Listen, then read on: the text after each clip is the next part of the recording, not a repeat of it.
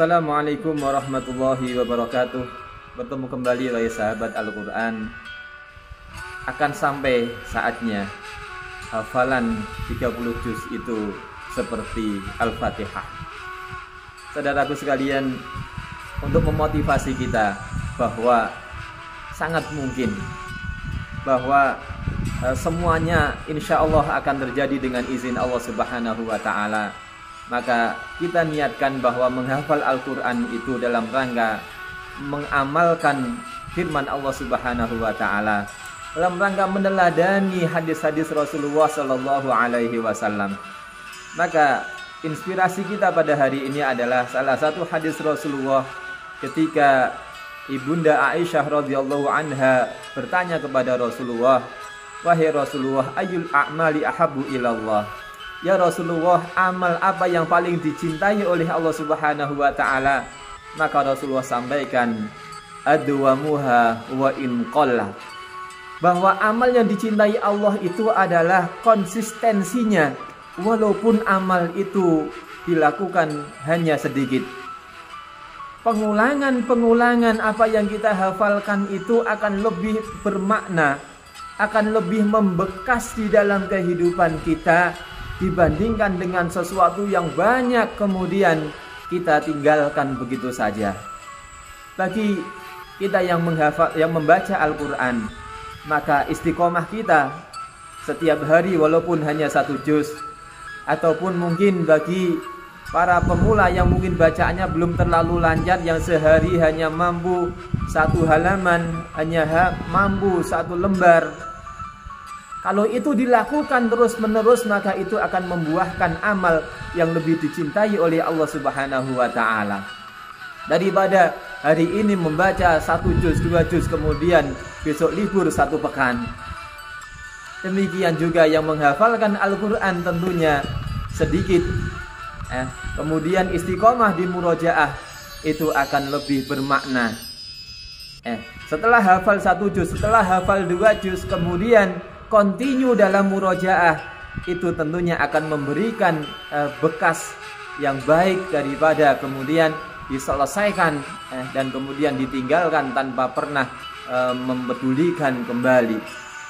Maka saudaraku sekalian, intinya adalah bagaimana kita menanamkan keistiqomahan di dalam jiwa kita. Kita isi hari-hari kita dengan Al-Quran. Misalkan pagi hari kita murojaah 1/4 juz, sore hari nanti kita istirahat 1/4 juz, malam hari sebelum tidur 1/4 juz, setelah subuh bangun tidur 1/4 juz. Atau tips yang lainnya, misalkan kita gunakan sholat sunnah kita, qobliyah zuhur kita baca 1 halaman, ba'diyah duhur kita baca 1 halaman berikutnya, ba'diyah isya misalkan kita baca 1 halaman berikutnya, itu continue. Maka ini akan menghasilkan satu kualitas hafalan yang baik. Selain tentunya saudaraku sekalian, kualitas ibadah kita lebih baik, kualitas sholat kita lebih berharga di sisi Allah Subhanahu wa Ta'ala, karena dihiasi dengan ayat-ayat yang panjang, dihiasi dengan firman-firman Allah Subhanahu wa Ta'ala. Dan sesungguhnya inilah yang kita inginkan dari proses menghafalkan Al-Quran itu, karena kita ingin dari lidah kita ini keluar zikir yang banyak. Inna fi khalqis samawati wal ardi wa ikhtilafil laili wan nahari la ayatil li ulil albab. Allah Subhanahu wa Ta'ala menyanjung orang-orang yang disebut dengan ulul albab.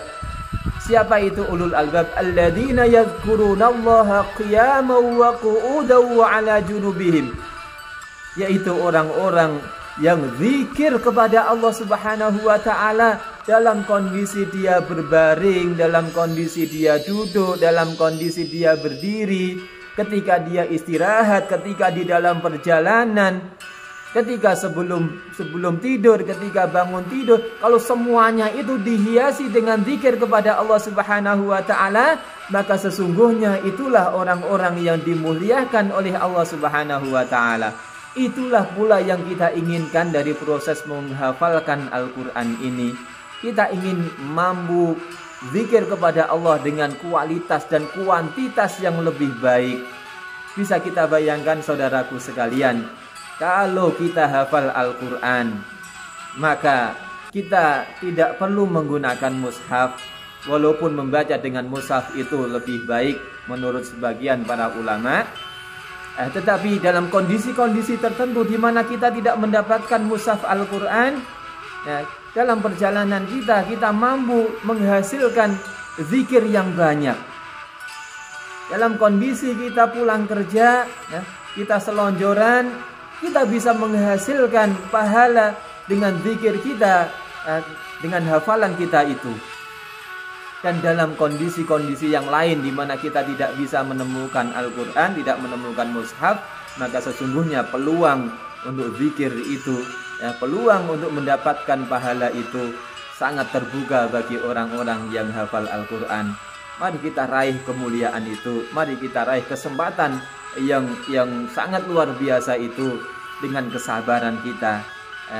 Sabar terus menerus, dengan optimisme kita yakin bahwa ada saatnya nanti kita akan merasakan surat Al-Baqarah itu selanjar surat Al-Fatihah. Insyaallah, mari kita terus berusaha, mari kita terus berdoa, kita mohonkan kepada Allah Subhanahu wa taala. Semoga Allah meridhoi dan Allah memudahkan langkah kita. Hadanallahu wa iyyakum ajma'in. Assalamualaikum warahmatullahi wabarakatuh.